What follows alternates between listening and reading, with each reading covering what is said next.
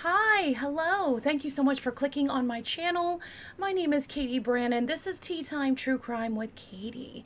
Now, this case, if it's your first time here, hey, welcome, True Crime Kitty Cat, where, I talk about obscure crimes and also mostly true crime and dark facts. So, no worries though about your mental health because I'm sending you nothing but positive energy. All right? Tonight's case is known to be a Netflix special. It actually just came on, I believe, sometime the end of this month, June 2024. And it could be the most forbidden love story you've ever heard, or this could be the worst, instance of control you have ever heard. Okay? As I'm smiling, that is very awkward. All right, well, how it works, guys, is that I show a title page to bring all the good vibes, my beautiful fur babies, and then I give a shout out to a company or artist who I truly care about and respect, and then we'll get on with the horrific circumstances of this poor man. Next time you hear the doorbell ring, next time you hear some.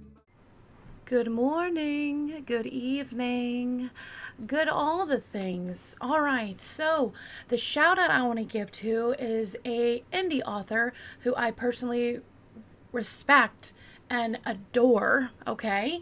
Her name is Jenny Allen. Go and check out Jenny Allen books, all right? She writes about forensic, supernatural, romance, thriller, on the verge of being horror, not too extreme, but if you don't think you could ever fall for any characters or you can't, see yourself be like them, no, you gotta check out her books. She makes you literally fall in love with the characters. I started with Blood Lily, which is her first book, and then she has the second one, Rose of Jericho, and then the third one is The Lotus Tree, and then the fourth one that she is currently writing, and it's just about ready, is Ghost Orchid. Okay, that is coming out soon. And then after that, that is in production right now, is called Wormwood. So definitely check out Jenny Allen Books, www.jennyallenbooks.com, and support indie authors. I promise you will not regret it. I'm not a huge reader. I know it's terrible, especially what I do for my career, but I'm not. I'm an Audible person. And I also just found out that she is currently having one of her books as an Audible. So I'm going to get on that. I started reading Blood Lily, and oh my gosh, guys, she sucks you right in. If you're worried about, I don't want it to be boring, don't worry about that. It will literally just sink your the claws in you, like the claw, and pull you right in. So definitely check out Jenny Allen Books. Thank you, doll, for being amazing, and see you guys at the next live. And yes, I go live almost every day, even though it is every day, but sometimes things happen because life. Check me out on TikTok at Pale and Sweet. Yes, and hang out with me on late night lives. We are going to start off with Derek Johnson because, frankly, that's who this whole case is about. Derek Johnson, also known as D-Man, which I feel like it should have been Da-Man, but they call him, what's up, D-Man? I feel like that's what it is. But in the Netflix documentary, Tell Them You Love Me. Yeah, Tell Them You Love Me, Netflix documentary. He goes by the name of Demon or D-Man. I'm not really entirely sure, but the guy's name, his name is Derek Johnson. And Derek Johnson was born very disabled. Now, I know there is a range of disability. Now, he was unfortunately born with cerebral palsy. Cerebral palsy is basically a disorder where it affects your whole entire body, where you have tics, where you have uncontrolled body movements, You have spasms in your brain, in your joints. It's just not a good time at all. It's actually, I'm sure it's very painful. You can't control it.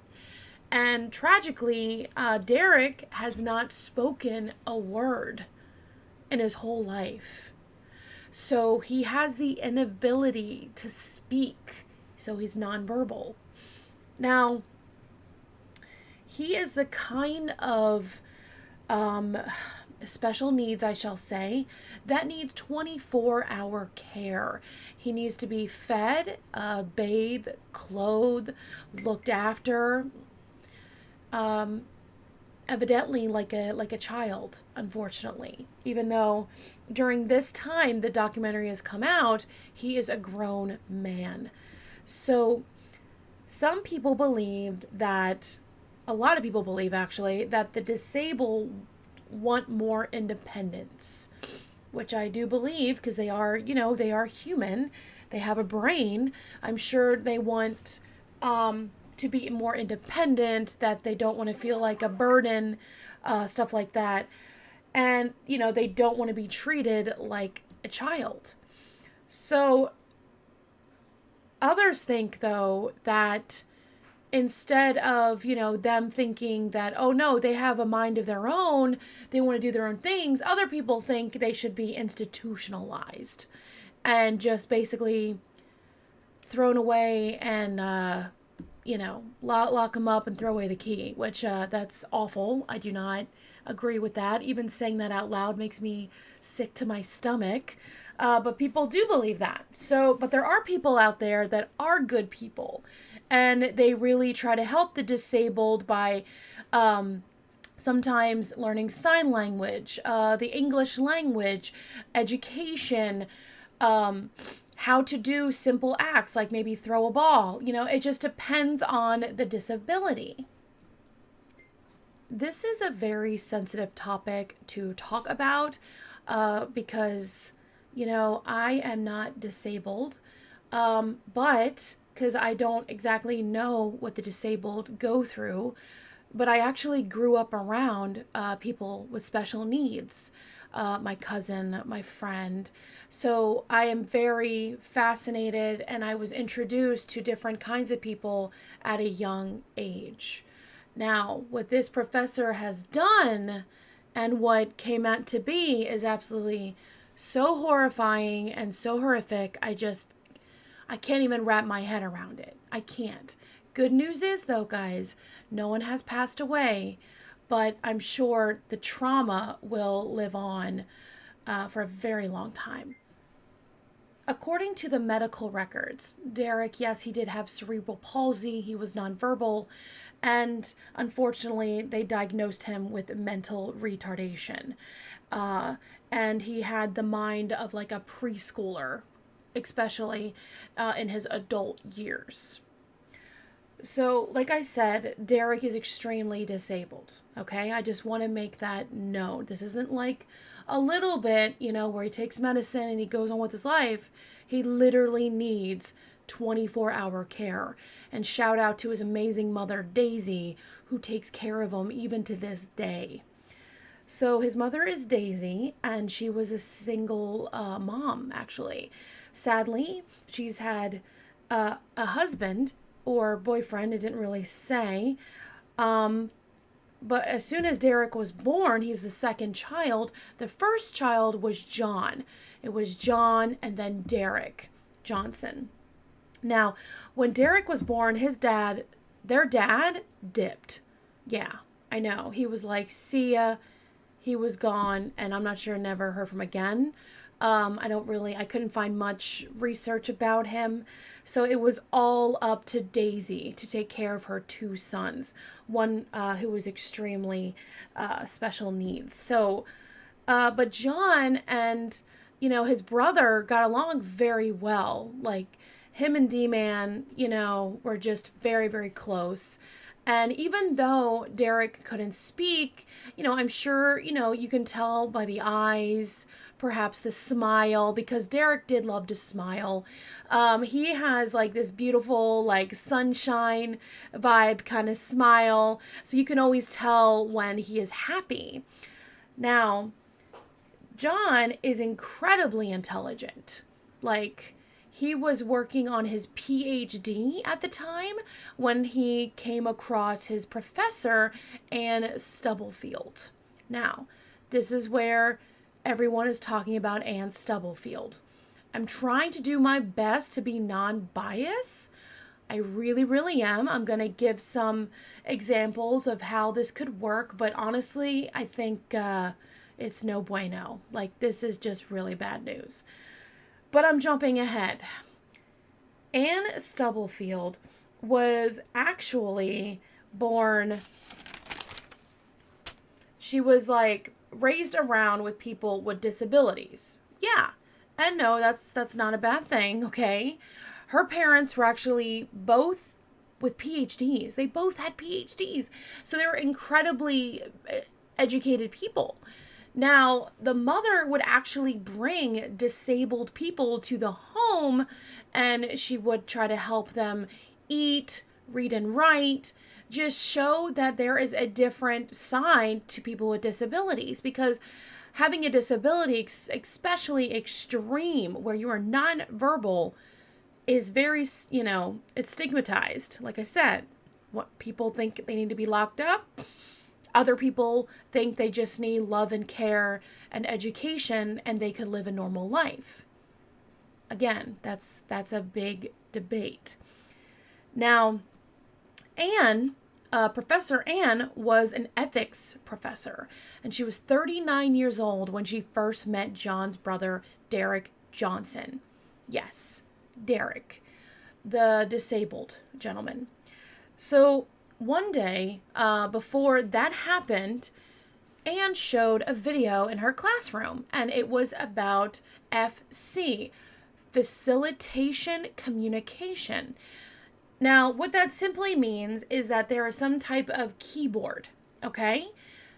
With this letters and numbers, just a keyboard that we have. Now, what this does is people who cannot communicate with their mouth or their hands because they cannot control their movements, the facilitator would hold their elbow so they can type, or they grab their hand and then they push back their 3 fingers to where their pointer finger is left. And what they do is the person who needs to communicate, okay, they are supposed to touch the keyboard to say words, perhaps do sentences, learn. And John saw this, and he saw the young lady in the video and was like, my brother is like that. Maybe this could help my brother. So Anne agreed because she said she took like a 3-day workshop or something like that to talk about facilitation. Now, when that happened, that is when things got wild. When Anne was introduced to Derek, she was really excited to work with him because she loved helping people. She was the type of person that really wanted to save everyone. She had some different kind of views, not saying they're wrong or right. Again, guys, devil's advocate here. Example, she did not believe an IQ test. She thought they were keeping, she thought they were racist towards the Black community. And if you haven't noticed or don't see pictures on my podcast, Professor Anne Stubblefield is a white woman, and Derek is a Black man. And you know how uncomfortable I am talking about race. If it's your first time here, I'm very uncomfortable with it. I was raised with treat people how you want to be treated, and my parents really never taught me about racism, just like love everyone, It was until college and high school when I learned about the horrificness of what white people and black people, and it just goes so on and so on. But the point is that Anne really wanted to save everyone. She wanted to change, white people's perspectives, and she wanted to teach things about African American culture, and she had her own perspective. But honestly, not to cause anything, I don't have dark skin, even though it's absolutely beautiful. I don't know how it feels to be that way. So I don't think it is right, even as an educator, to really be, saying that she understands and, really, I mean, it's good to advocate, to be with the black community. I don't know, just be with everybody. There shouldn't be a community. Like, we should all be one. You know what I'm saying? We're a beautiful melting pot in the United States. We all should be one. But she did believe that, IQ was, taking IQ tests were racist towards the black community. And she also, she had some wild beliefs, you guys. She also said that, if there are white people that are advocating for black people, being on their side and stuff like that, that is extremely detrimental to the black community. So, I'm feeling, hypocrite already and just contradictions. So, that's awkward to talk about. And it's about to get really more awkward, okay? So she starts working with Derek, and she starts being very familiar with John and Daisy. And they start to like her because all of a sudden, out of nowhere, when she is teaching with the keyboard, Derek is starting to know his ABCs. Derek is starting to point out different pictures. Like, she would have photos cut out of a magazine, and she would be like, "What is this? Is this a teapot? Where does the oven belong in the kitchen? Can you show me where the oven belongs to?" Just stuff like that. He's just pointing. But all the while, she is trying to stop his movements for his hands. Because his hands, like I said, involuntary movements. Excuse me. So she is controlling his hand and his and his pointer finger. So I don't know, my friend Jenny did a really good point. It's kind of like the Ouija board. You really don't know who is moving the board. It could literally go either way. All right, darlings, tea time. I gotta have my honey vanilla chamomile tea in my awesome Good Witch pale pink little cauldron mug. I love it. Good times. Oh, that is just straight magical. I recommend that. It's sweet, but not too sweet. If you want it sweeter, definitely put honey in it. But right now, I'm just doing the fresh tea, and it's dynamite. So, Professor Anne met Derek in 2009. Okay? Now, she met with him for several hours every week. And he started to write sentences. He started to write papers and then go to college. And he was trying to earn his BA. And, John, the brother, is very, very impressed. He's like, "Oh, this is amazing. My brother is going to be a scholar. We are two kids that grew up with a single mom, in New Jersey. We're going to make her proud." And then he started realizing, cracks started to show, okay? It was around 2015. So she's been working with him for quite a while. It was 2015 when his brother John started to quite not act like himself. Example, Derek loved gospel music. Daisy, John, they were raised with church music, gospel, just good vibes for their family. And all of a sudden, Anne's in the car, driving with the family, and she just changed the radio. Excuse me? I'm sorry, but do you have the guts to go on in anyone's vehicle while they're driving and you change the radio without you saying anything? First of all, rude, okay? But she put on classical music. Now, Daisy, she's a stubborn mama and a beautiful, loving, very caring, nurturing mom. But she didn't really say anything to Anne. She was just like, I'm just going to change this music back. So she puts it back on her gospel. So, I mean, it is little things, John mentioned, hey, let's go have a beer and watch the game. And then all of a sudden, Derek is typing, oh, I don't want beer, I want red wine. And they're like, excuse me? What? When have you had red wine? You know what I'm saying? Just little things. And they said, he was just kind of changing a little bit. And the reason why, guys, is stranger than fiction. Holy mess. Professor Anne Stubblefield, just to let you know, she was born in December, and I think, I'm not sure, it's really hard to find Derek's birthday. I was feeling Taurus vibes, but I read somewhere that he may be a Leo.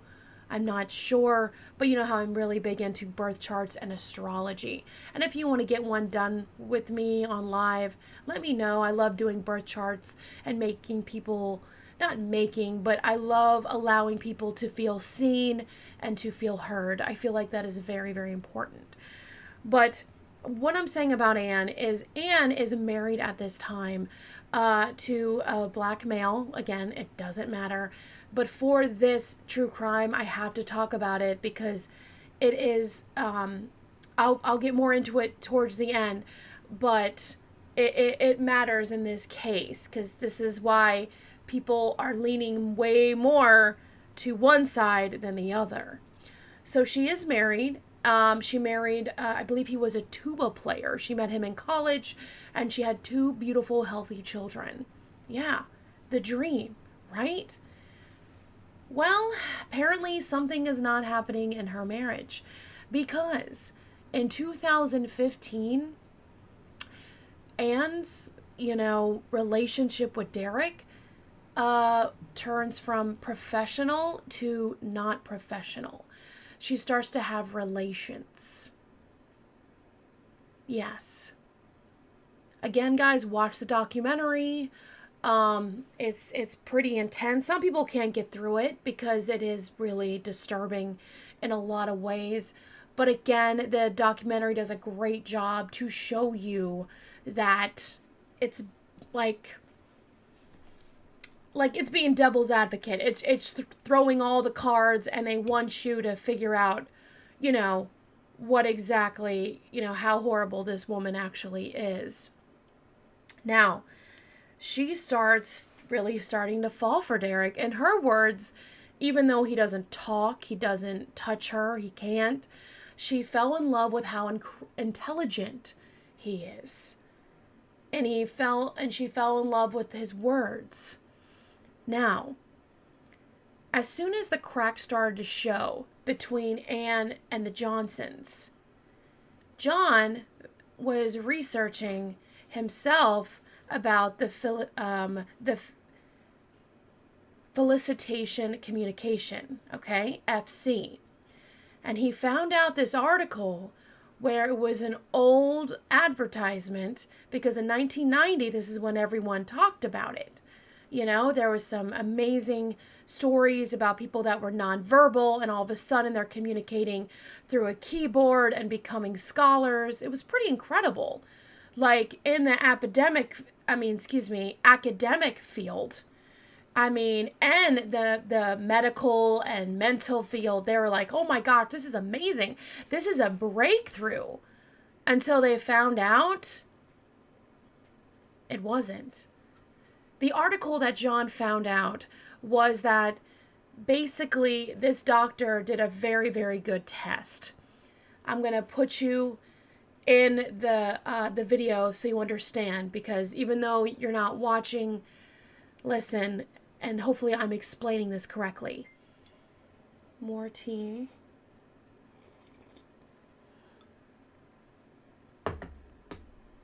John found out that there was like this investigative journalist, and he went to a doctor, and they basically said that the facilitation communication, the FC, was fraud. I know. I was so excited when we had a different type of communication where people could actually, like, fend for themselves in a way, but no. Remember that I told you how it's done, where the facilitator would hold the hand or the elbow, and then the person who wants to communicate would move their hands? It was the facilitator who actually would move themselves.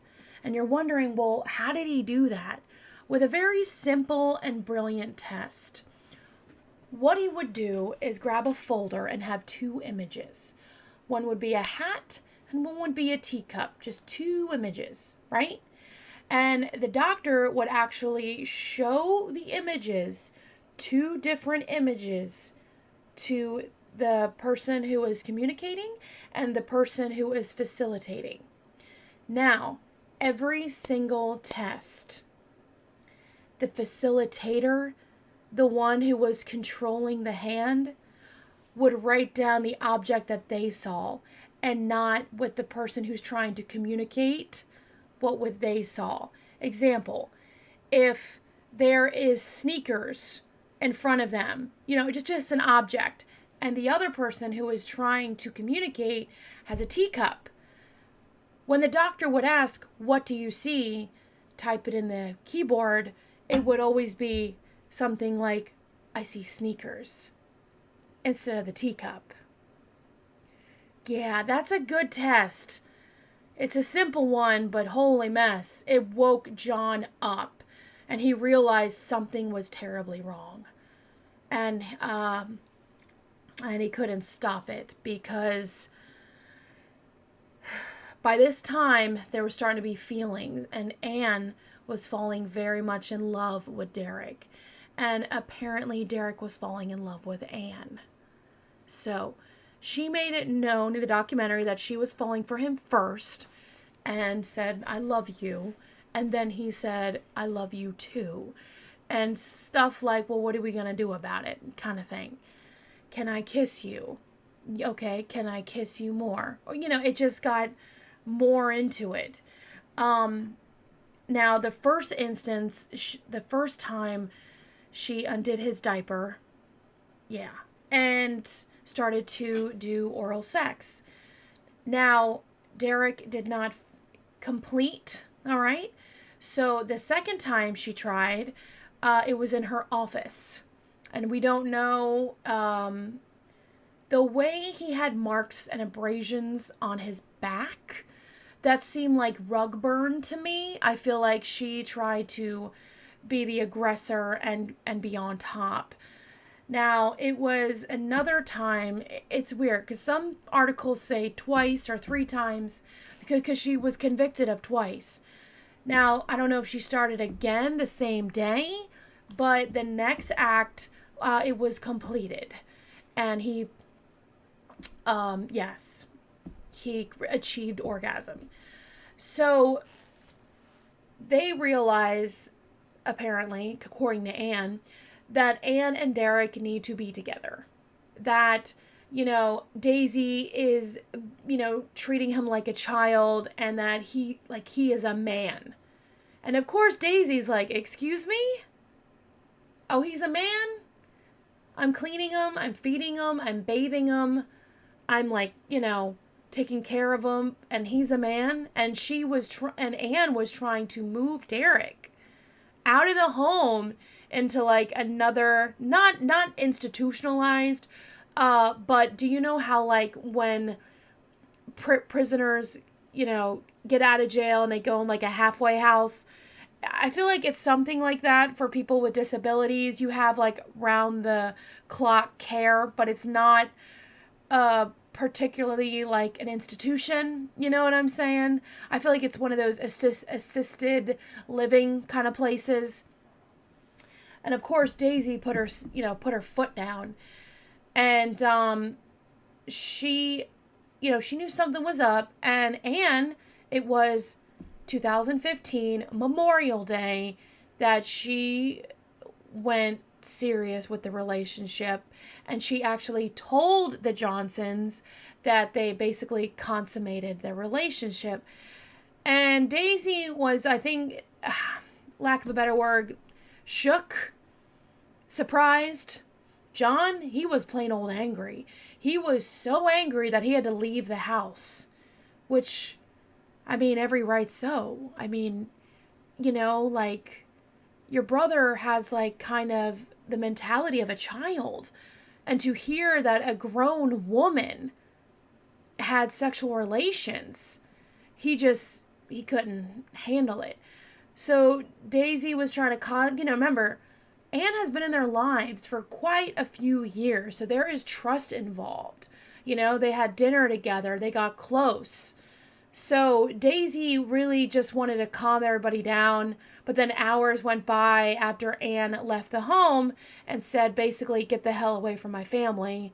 You're never going to see my brother again, kind of thing. Now, they weren't going to call the authorities until Anne did something really stupid. No, she's done a lot of crap that's stupid, but here's something else to add to the list. So, what made everything, like, turn forward with the Johnsons and the Stubblefields, that Anne really wanted to see Derek. She loves Derek. And the family was not letting her see him. And she would leave some creepy voicemails, like, professing her love to him, like, she would sign her name in blood or something. It was really, really creepy. And what Anne didn't know was that the family knew was that Anne did everything she could to see Derek. In fact, contact the dean of the school. Contact the dean of the school to make her go see Derek. And then that was it for John. That was it for John and Daisy. John said he went to the school, talked to the dean, and broke down and cried. Like, he just, like, broke down and cried because he didn't know what else to do. And the dean was shocked because John talked about everything, and the dean was like, get yourself a good lawyer. Now, I believe John wasn't thinking about that yet, but when I guess the dean said that, he goes, okay, yeah, you're right. So when Anne did those creepy voicemails and left those voicemails, she was being recorded the whole time. I mean, like, when Daisy was talking to Anne and wanted to describe, this had to be so difficult. Holy moly. I mean, like, I can't imagine being that difficult. It had to be so difficult to hear what that professor did to her son. But they had to record everything. So she talked about the sexual relations, and that was it. Everything was recorded, and Anne is going to be brought to trial. Yeah, I know. I just don't understand. She is married with a nice husband. Seems like two beautiful children when you focus on your children. Yeah. So basically, John and Daisy, after Anne left, you guys, John and Daisy thought it would be a really good idea to actually start using the felicitation communication themselves, FC. Nope. Derek couldn't do any of those things. Remember, Derek was writing papers. Derek was attending college. It was horribly they realized that the person who was literally manipulating their son, and it was someone they absolutely trusted. So her saying about how much she was falling in love with Derek for his words, for, his being really smart and stuff like that, she was falling in love with herself? Yeah. Really, really awful. Anne did face trial. Now, the first trial, she was not allowed, well, her defense was obliterated because she talked about the FC and they would not allow that in evidence. And the judge sentenced her to 12 years. A year later, after that, she appealed and she won the appeal. And they brought the 12 years down to 2 years because she brought the evidence of the FC. And yeah, so she pled guilty to a lesser charge, which I cannot believe this, guys, but she is not known as a sex offender. But she is also going to be watched for the rest of her life because, she made parole. So she has to probably go to parole board every month. She lost everything. Like I said, she was a professor in ethics, and it was at Rutgers University in New Jersey. And it seemed like a nice college, a nice school. So she lost that. They let her go. Her family can't stand her. My God, her husband, how he talked about her character, he called her a pathological liar and a narcissist. Which, in one hand, she could be one of the worst narcissists I have ever heard of. But on the other hand, this could be a love story and something amazing that happened. This wasn't a love story, you guys, but I'm going to bring you back to Movie Town. Remember the movie? I think it was in the 80s. I could be wrong. Forgive me. 80s or 90s, starring Robin Williams and Robert De Niro. And it was a true story about the summer of 1969, where these patients that were incredibly ill, they barely could move, they barely could talk, they kind of like stood like statues in a way. But an experimental, I'm not sure exactly what happened, but all of a sudden that summer, they actually started to move and talk and enjoy. And it was like a miracle. Oh my God, it was amazing. And then tragically, it was temporary. And they went back, sadly, to the original diagnosis. It was very sad, especially when you see them being really happy, the patients, and then they slowly go back to how they were. So I mean, on one hand, I was thinking, holy moly, Anne Stubblefield, you helped this disabled man. You helped him go to college and speak his truth and speak his words. That's one side, okay? And the other side is, holy crap, you're the most evil woman ever. Like, you were disgusting. I'm kind of leaning towards that. I mean, come on.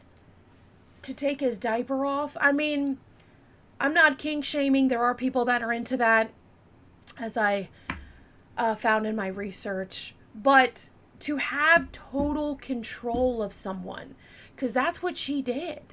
She had total control of Derek.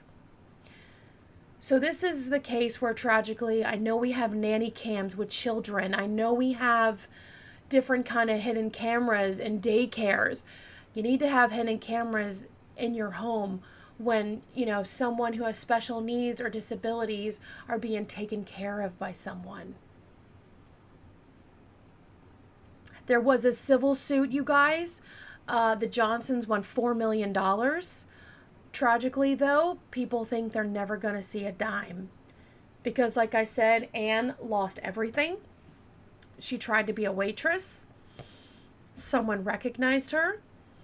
And she lost her job. And now it's not clear what she does, but she is home and she works completely from home with total anonymity. So, I mean, I really pray for the Johnsons. I really, really hope they don't blame themselves. There are just people out there that have ill intentions. I'm thinking that when she was a little girl and she saw what her parents did to change the world and help people, I think she also saw that the total control that she could have. Because she obviously did not feel any control in her life.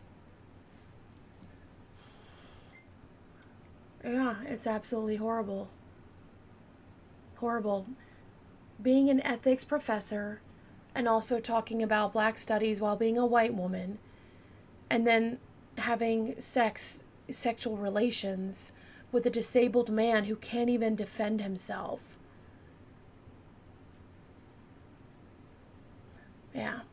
In the documentary, Daisy says that he is different.